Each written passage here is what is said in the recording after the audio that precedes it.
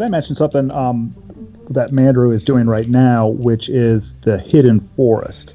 And what I like about this location is we tried to get into some more subtle world map design, where we created things that some players may not see. So we had to kind of be comfortable with the idea that we were spending a lot of time on content that some people would miss. But on the other hand, for the people that do find it, it will hopefully be this rewarding discovery that adds, some interest to the game and shows them that there's quite a bit to World Unknown if they're looking for it, and they may not actually find all of the content. And so I like the Hidden Forest because we carefully tuned everything from the size of the tree to the color that's the entrance point for this dungeon, as well as the distance away from Rockwood and where people would walk. Try to make it kind of this perfect balance of this really unique place that's not hitting you in the face as a player. Yeah,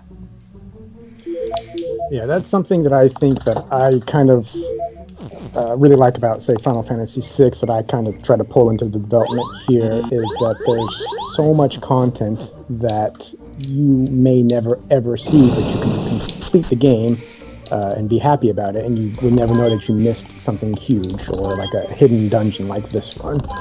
Totally. But hopefully it'd also be a reason that you might reach out, if you're kind of a super player, on the forums or read through the strategy guide or play the game again and look for these added elements, because nothing's so hidden that you won't find it if you don't talk with all the NPCs, explore everything. It's not it's not just vanishingly small probability. It's all there, because when we play test, we try to do it as players would first experience the game, where we're not getting input from Mandrew or Seth. Say we're just inching through the game looking for all the content, and I think finding everything.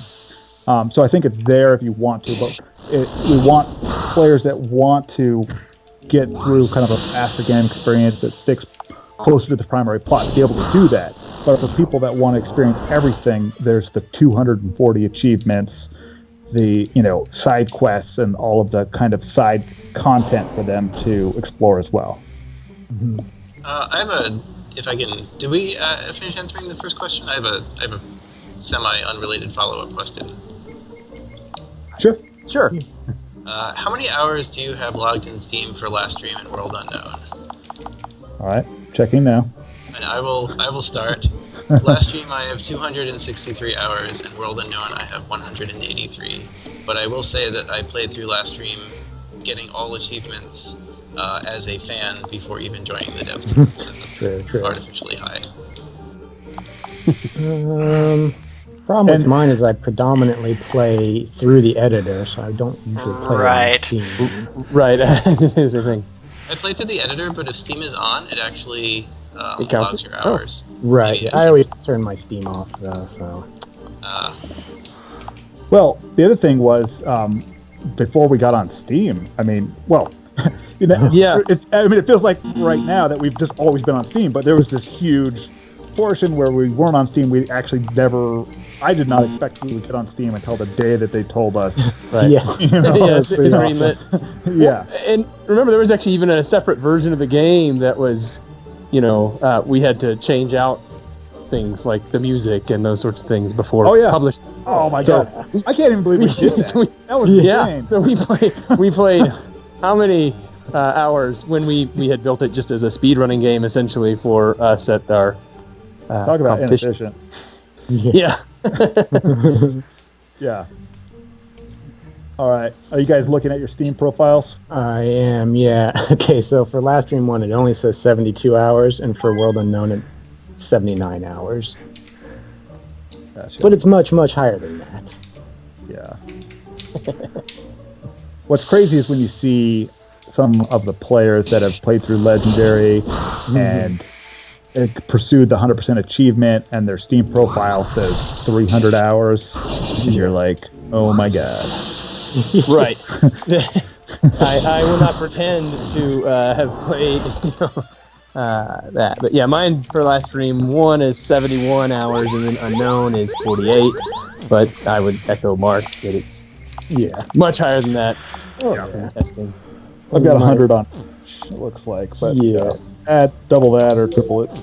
Oh, Turns out it was not a great question. No, I thought it was a great question. But I like the point brought up about the fans, because I remember at one point I was sent a save file that had some problem with it, and the playtime, or rather the levels, were excessive. They were in the 400 range or something. And the fact that some of the fans still very much enjoy the game and find it, has something to it besides just grinding at that point is great. I love that about the game. Yeah, that's a good point.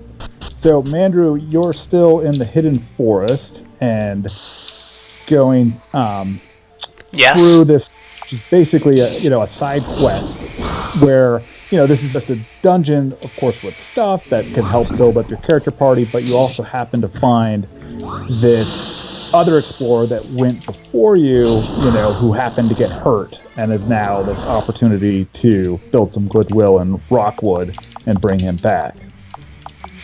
Yep, soon to be on our way back to Rockwood to return the intrepid explorer back to his worried wife.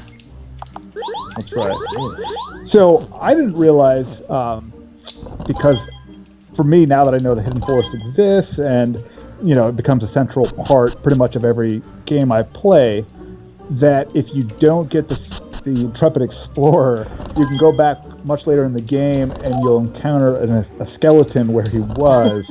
Yes. That's awesome. The first time I saw that. I appreciate as a certain kind of realism to the game. I like the decisions you make or don't make to have consequences. I did not even know that. Yeah, I'm not sure I would have ever known, because you have to make bad decisions.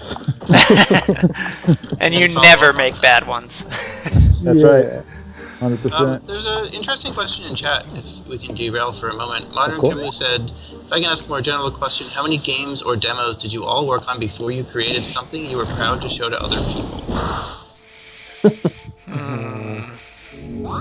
I mean, it took the game. Livestream 1 was fully complete, and then it took another year, a full year of polishing, tuning, remapping, all of that. So, in terms of a number of demos, I can't really give a number, but it took a full year to take what we thought was complete and get it to the point where we thought, okay, now I won't be embarrassed to show this to somebody. Yeah. But the important, it was always Last Dream being modified, tweaked. It wasn't That's a right. completely different game concept Correct. that we, tried out and did. But I think what the person is kind of asking is, like someone like Seth, you have a lot of experience making different games and you've done it for competitions. I understand, right, Seth? That's correct. I've done the Ludum Dare competition maybe 6 or 7 times. Yeah. So, so that's incredible that you have that experience where you're building games from the ground up. And I think that we got a little bit lucky with Last Stream, where it was our first game, but it was a first game that we could iterate on. We built kind of, all our ideas into the basic game, and over a 4-year process, we shared it with other people, got their feedback, revised the game, added new content, and just went through that process of polishing to probably go through multiple games within just the one Last Stream game, right? Mm-hmm. But it's different than being a studio that went through a bunch of games and released its 5th or 6th iteration or something.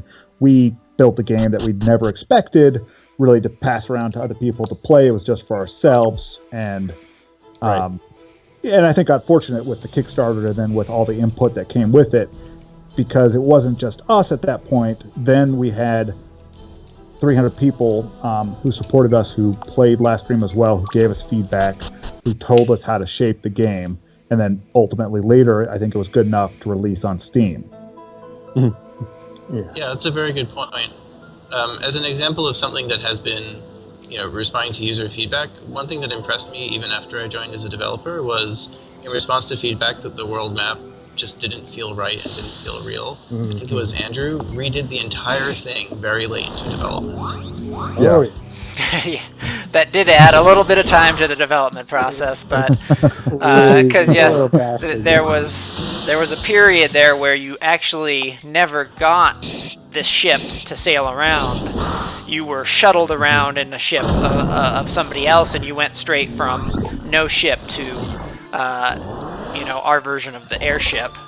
So that was a hefty change, but I think it was certainly for the benefit of the final game. Absolutely worth it. Yeah, you can really feel. I mean, the world, to me anyway. So Last Dream 1 to me had that exploration feel. I mentioned the Final Fantasy 1 ship moment. Last Dream World Unknown has this feel of like halfway through the first real playthrough of the game as a player. It's like the world just feels real. It just feels like something that you could, there's magic of course, but it feels like something you could have just stepped into, and people are acting in a way that makes sense. The geography supports all of these things that happened in the past, and like redoing and like fine-tuning and rewriting the world map is part of what makes that happen, I think. It's just an amazing feeling when you realize like, wow, this is a place and I know its stories. Yeah. Yes, I super value that too, and I think it also is what makes our churn rate of games. We only have 2 examples, but it's essentially a 3-year process because of how much we put into it. I mean, I think about the first Final Fantasy and how Square had 30 or more designers, and we essentially have just the 5 of us and some input from game testers and such. And so we're writing all of this text and trying to make the world real, but I think it takes 3 years of experiencing the game to kind of make it feel something that's lived in. Especially when the 5 of us all have day jobs and kids and a life outside. It's almost superhuman what Andrew does, let alone Josh, Mark, and Seth. You guys are always amazing me with how much you guys are putting into the game and working. So, yeah.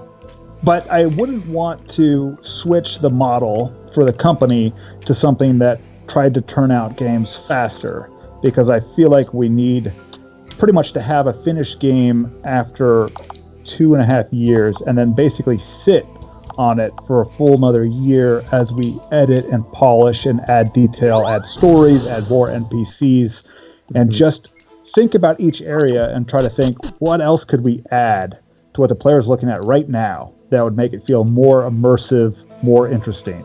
How can we make the NPCs dynamic where you interact with them and there's multiple options?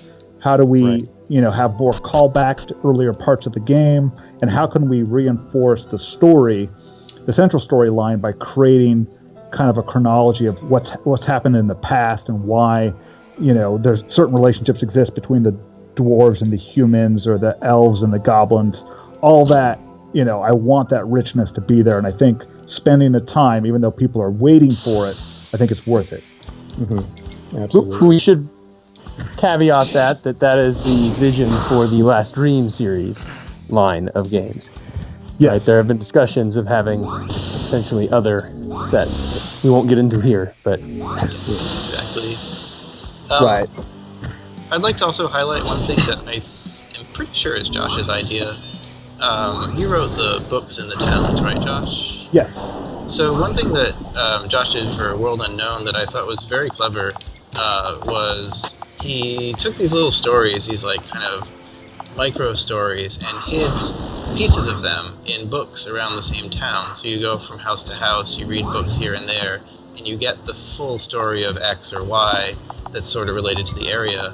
And it's such a good decision because, sure, it's a little unrealistic. People don't split books among different houses, but in the end, like that's how RPG players experience it. Is they go here and here, and they get traditionally, like Last Dream 1 kind of overwhelmed you with information that way, but here you've got this cohesive story, and I found myself actually looking for, I missed part of the story. I want to figure out what happened to that guy in the past with this, and Yep. it really makes each town have kind of a unique feel to it too. So that was just like one of the little touches. We were talking about the year of extra work that people come up with. I appreciate that. And Mark did an awesome job with the traveling merchant. I love that because that is a great concept where you get to show the player how this person in the past was traversing through all these different areas, experiencing the towns and the races that are in the game, and going through just kind of the travails. I just thought that had like such a good character feel to it. I felt like that was like a real person. I just loved how you did that. Oh yeah, thank you. I actually, in my head, the story was way longer, but I far exceeded the books that we had available, so I had to like really cut it short at the end. I can say that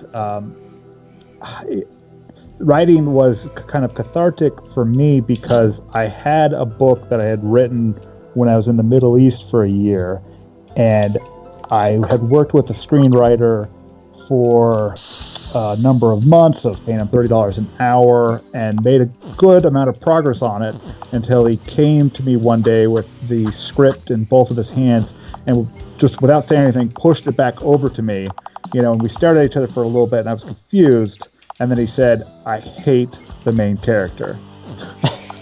and the main character was me. And so I gave up on that project. That's a common feeling amongst people who know. Yeah, exactly. So I gave up on that project, but it was something I had basically invested a year of my life into with all of kind of my experiences and raw emotion into it. So I was very pleased, and that's why it was cathartic to be able to take the first 100 pages of that book and transform it into a war journal that worked within World Unknown that described, this soldier's experience going through the Great Wars 500 years ago, within the chronology of World Unknown. So I appreciated the fact that working on this project with all of you guys offered that outlet. Yeah. I really personally liked all of the soldiers' journals, and just like Seth said earlier, when I found that I had skipped like a town out of order, I would go searching for that town to go find, the exact order of the books, for the soldiers' journal. So great job, Josh. Thank you, appreciate it. Mm-hmm. So, Yes. Go on. No, I was just saying, the next 100 pages, I guess, will be in Livestream 2 for the super dedicated player that reads through all of them and then goes to the next game. Yeah. If I recall, Livestream 2 is so monumentally epic in content that you'll be able to do more than just 100 pages. Yeah. Have entire whole books in the game. That's right. Sounds good to me. So, there was a funny exchange in the chat, and it reminded me that we should probably explain where the titles Last Stream and also White Giant RPG come from. Okay, great question. Can we ask people in the chat if they have guesses on where Last Stream came from? Yes. If any of the developers have told you personally, then you are disqualified. Oh, but we could talk about where White Giant RPG came from. Mandra, do you want to try double duty talking about that? Yeah, it's just difficult because it's so long ago. I remember that we iterated many a time trying to figure out a name that, was had sort of a mix of science into it, since Josh and I were both physics students at Oregon State University. Maybe you can expand on that, Josh. Okay. Don't sell yourself short. Also a PhD aerospace engineer at UT. So, Oregon State is selling no one short. I understand. I'm just saying, he also had, anyway. Yeah. So I think it's pretty incredible that we've got Mandru, PhD, Chris, PhD, Seth, PhD, heavy science element, guys with a lot of IQ. And so we wanted to, and Mark, of course, as well, include that element within the game to kind of say something about ourselves. So the white giant was to invoke two things. It was the white giant star that kind of fits in with astrophysics, and then also white giant as kind of a mythical creature that we thought we might include somewhere in the game, right? But the other big element of that is once we thought of this as an actual business, we thought, well, we got to find something where we can get a domain and a cool, website and just deal with kind of all the business elements, something we can file with the North Carolina Secretary of State and such, right? So, all of those factors combined, we did, as Major said, go through this long list of potential names, typing them into GoDaddy and such to figure out something that would work for all those elements, and we came up with White Giant RPG Studios, LLC. So that's the origin of that. I think everyone. Now, I thought this was a pun on the Red Dwarf TV show. Oh, really?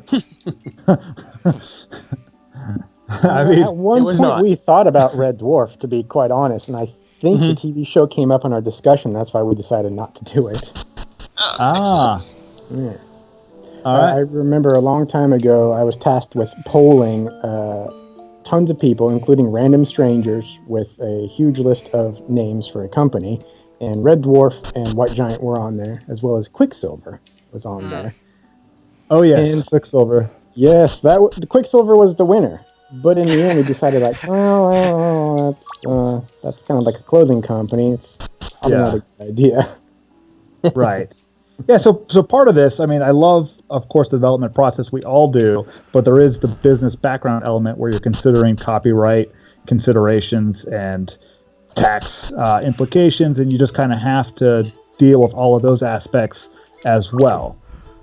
And everyone really wants to hear about those. For the next 40 minutes, I will regale you on considerations. Wait a minute, everyone just left the stream. No. So I'm going to briefly enter the Frozen Tower, but then I figure we'll go through the abandoned tunnel instead. I think that's a good idea. What do you guys say? Show off. Absolutely. Up to you. Okay. It would be nice to show the frozen state at the top of the tower, but come on, you're killing me. But I do like the tunnel is a better option because most players will go through the tower, and so they'll see it on their own. Yes, that's a good. The tower is slightly easier, partly because of elemental weaknesses that all the enemies share. You can probably guess what they are. Though it is brutal if you do not have enough pre to avoid their status effects attacks that they will throw at you, or instant death attacks and those sorts of things. It can be. Yes. You quickly learn why zombie is a terrible status effect. Yes. So perhaps we should have some background about the fact that there's these two paths, right? Yeah. We need to. I don't know how long Andrew flashed the story up there when you went to the Mercenaries Guild, but when you start out, you go to the Mercenaries Guild, and that you find out that Court, a town on the other side of this big mountain range, is going to be attacked, and you need to get there. Well, you have two paths: the Frozen Tower or the abandoned tunnel. And so that's now what we're showing you. Obviously, if someone wants to fill in more detail, feel free. This might actually be a really good segue for a question we had sketched out, which was, what do? We talked about old games, we talked about new games. What does Livestream do that we think we do better than other games in general? We don't release an unfinished product, that's for sure. Yep, I completely agree. Yeah, these modern games are really getting on my nerves, releasing these products that are just completely broken, and they're like, we'll patch it after the fact. We'll use the people who purchased our game as game testers. Yeah, right. Good idea. I think that is literally their strategy. It is. Yeah. Yeah. So that makes some business sense, but it feels disrespectful of the players. It certainly is. Yeah. Especially when they have a team of many dedicated people as opposed. I mean, many people whose full-time job it is to get that out, and they have the funds and the resources to hire, a near infinite number of beta testers if they wanted, or they could even just put it out there in the open as a beta for testing and get enough people to volunteer. Yeah, and they still release games that require 0-day patches. Right. Yeah, I think you can really tell. I think I speak for most indie developers, and definitely for these on the call, that we really love our games. We want people to experience what we expected and designed into our games, and we make business decisions, of course, and we have to, but we don't use that as an excuse to release a cheap product, because this is our statement essentially, and this is our something we really want other people to like. Right. Absolutely. I would, in fact, hate to have to make games with the intention of it needing to make money to support ourselves. I mean, because that would just be miserable, I think. Oh, yeah. Yeah, because, part of this is just the reward of creating something that we enjoy. And I think if we didn't do that, then, if the game is not successful, you're left with a product that you didn't like in the first place. We want to make a game that we love regardless of whether it's successful, so that regardless of what happens, we still have a great game that's memorable to us. So the segue didn't quite work as well as I intended, but one of the it's better to go off script. I had thought about this a little before, and because it's a tough question, right? It's how does one indie studio do something that's just better than the rest out there, to any extent? And one thing that I think, the thing that really drew me back to Livestream as a player and then kept me going as a developer was this world is just very kind of explorable by you, right? We talked about good parties and bad parties, but you can pick a party that suits your play style, and there's a way through the game.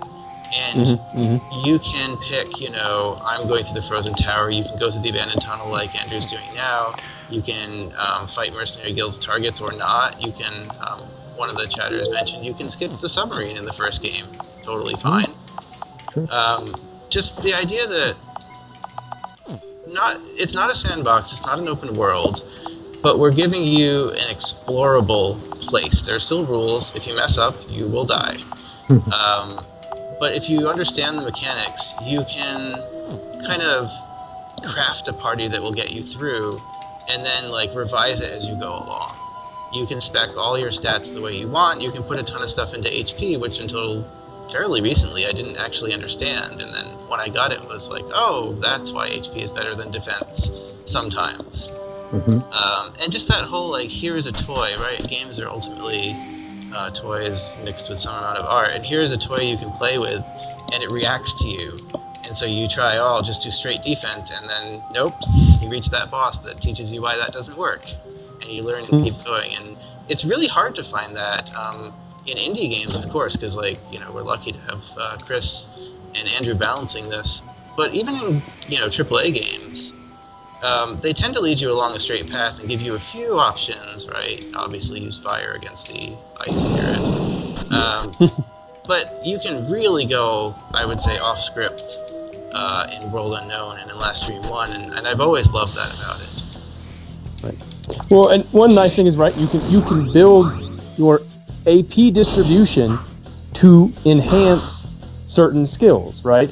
They scale with AGI or accuracy, not just attack and int.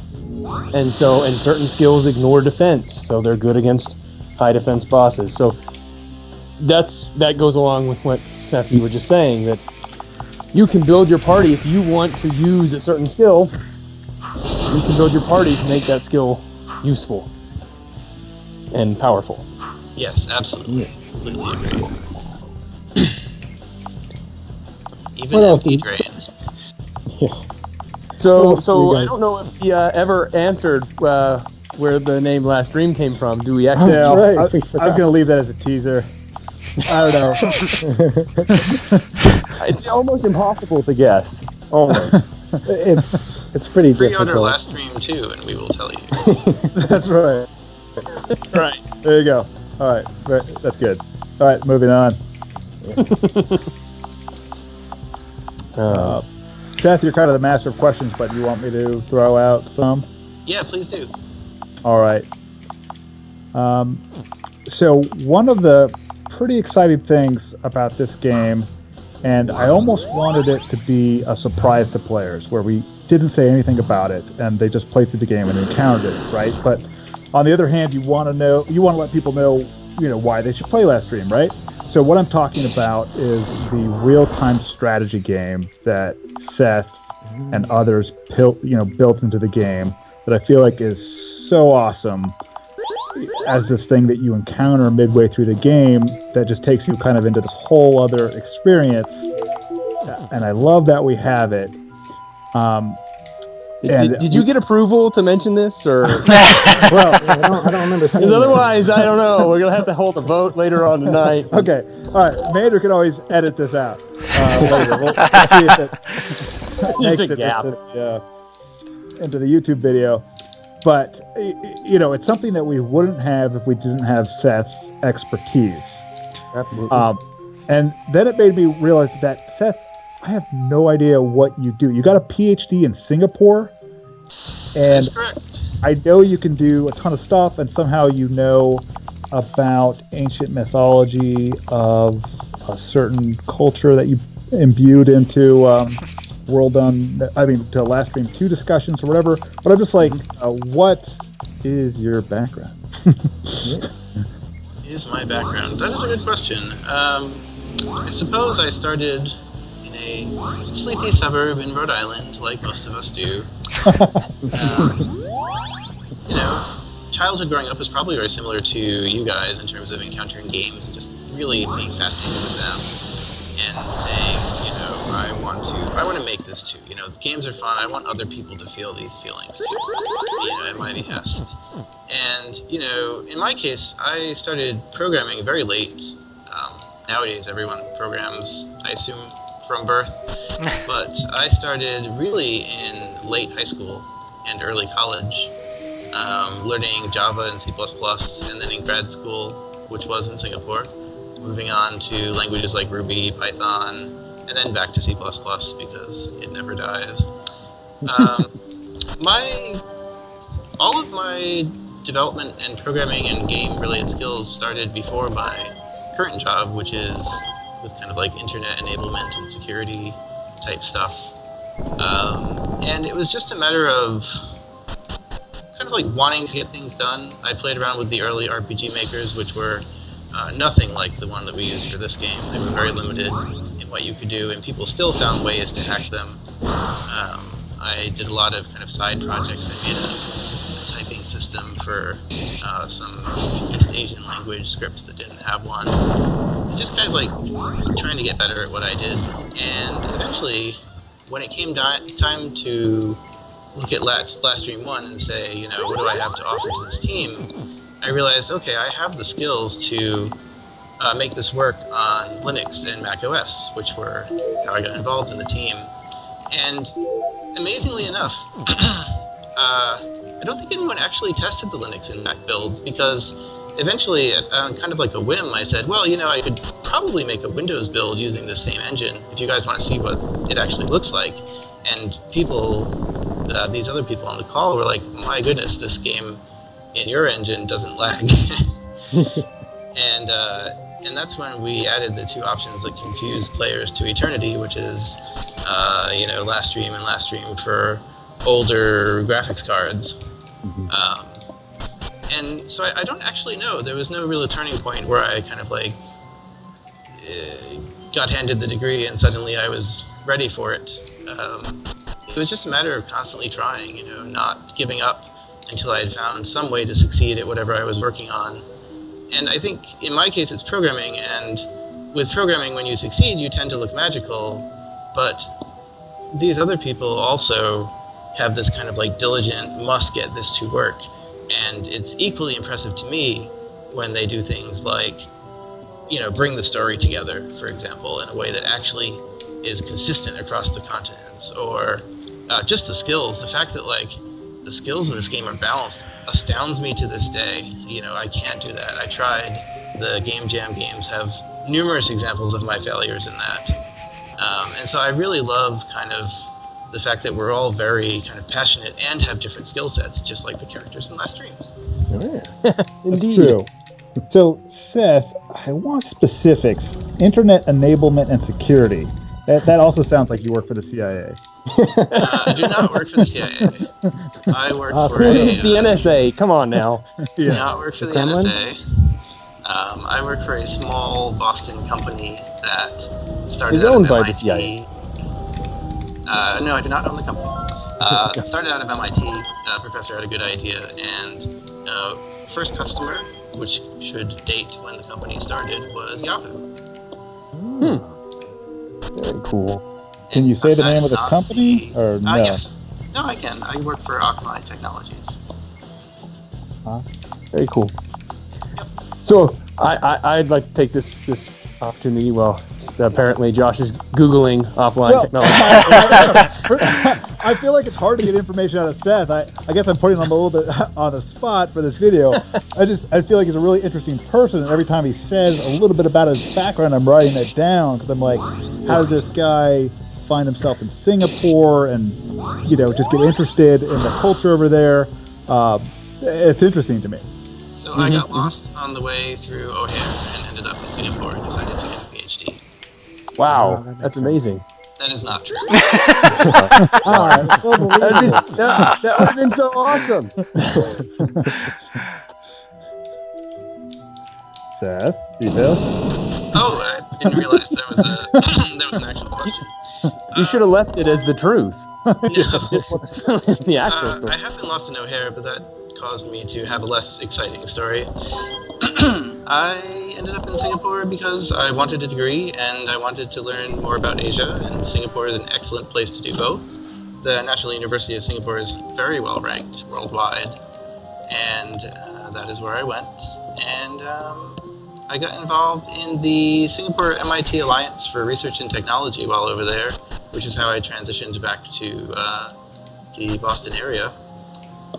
They were working on transit simulation, so things like how do people take buses in a way that affects cities, because every city except the ones that are already in this predicament have realized, my goodness, we're going to be in a predicament, because there are a lot of people wanting to live in us, and our roadways are designed by, best guess.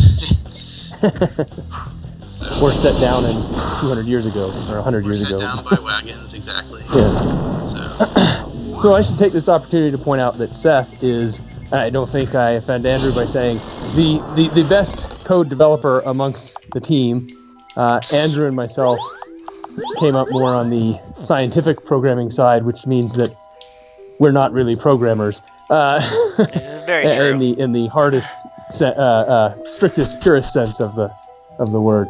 And it's truly. My degree is in computer science, so. Well, yes, but that's my point, is that it's truly amazing some of the things that you come up with and do, and it's like, wow, that would have taken me, weeks to figure out, and many hours Googling or something to get working, and you churn through it in an afternoon. So. Right. And it's also, I think, what's part of what's special about this indie team is that you have us, basically, a pretty talented group. I'm speaking mostly about you guys, not myself, but a talented group of people that I don't think you could assemble to build this game on the kind of promise of the business model that it actually has, which is pretty humble. I mean, it could be very successful. We hope that it is, but I think it's more a passion project, as Mark said, and getting the kind of talent that we've got in Seth, Mandu, Chris, Mark is something that a company, that was just forming, that was pulling 5 people together to work on a 3 or 4 year game development, would have a very difficult time, bringing it together. You have to just find the people that are in White Giant that love this kind of stuff, that want to make something awesome, that want, as Seth said, I liked your quote, about you wanted to make other people experience the feelings that you had too, playing the RPGs of your childhood. Yeah, so I think that's awesome. I think that's a great even mission statement for us, and I think that's what's special about our company. Awesome. Patent pending. Pending. Yeah. You can go put it on your Wikipedia page. Yes, Yeah. exactly.